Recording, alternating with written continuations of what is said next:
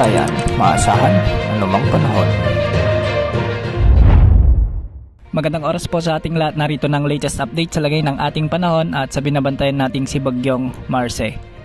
Huling namataan ng bagyo sa layong 645 kilometers hilagang silangan ng Borongan City, Eastern Samar o layong 760 kilometers east of Verac, Catanduanes. Taglay na nito ngayon ang lakas ng hangin na umaabot sa 85 kilometers per hour malapit sa gitna at pagbugsong umaabot ng 105 kilometers per hour. Sa ngayon, ito ay kumikilos ng west-northwest sa bilis na 30 kilometers per hour. Dahil nga kay Bagyong Marce, makakaranas na ng maulap na kalangitan na may mga kalat-kalat na mga pag-ulan at pagkidlat pagkulog sa bahagi ng mainland Cagayan sa may Isabela at Bicol region. Dulot na ito ng trough o yung extension ni Bagyong Marce. Samantalang umiiral naman ang northeasterly wind flow sa bahagi ng Batanes at Babuyan Islands, kaya makakaranas din ang mga lugar na ito ng bahagyang maulap hanggang sa maulap na mga kalangitan. Samantalang sa Eastern Visayas sa may Aurora, Quezon Province at ang nalalabing bahagi ng Cagayan Valley ay magiging maulap din ang mga kalangitan na may mga kalat-kalat na pag-ulan. Dulot din ito ng trough o extension ng bagyo.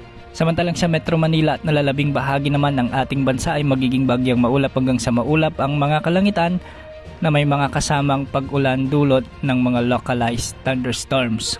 Base naman sa latest forecast track na inilabas ng Pag-asa, mula ngayong araw hanggang bukas ay posibleng lumakas na si Bagyong Marce sa severe tropical storm. Pagsapit naman ng Miyerkules ay inaasahang lalakas ito bilang typhoon category bago kumilos ng pakanluran.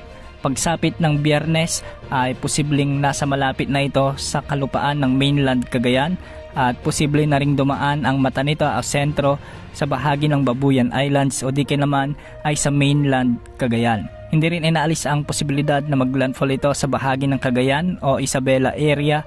Marami pang pagbabago sa track ng bagyong ito kaya asahan pa rin sa mga susunod na araw na magbabago pa ang ipinapakita ng mga wind models. Sa ngayon, pinaaalalahanan na natin ang ating mga kababayan sa Northern Luzon na maging alerto at laging umantabay sa mga balita ukol kay Bagyong Marce. Ang posibleng pinakamataas na wind signal na posibleng itaas ng Pag-asa ay wind signal number 4 lalo na kung malapit na ito sa kalupaan ng extreme Northern Luzon.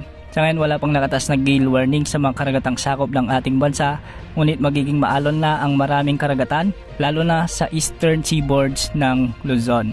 Yan muna ang update sa lagay ng panahon. Ito pang weather update ng bayan, maasahan anumang panahon.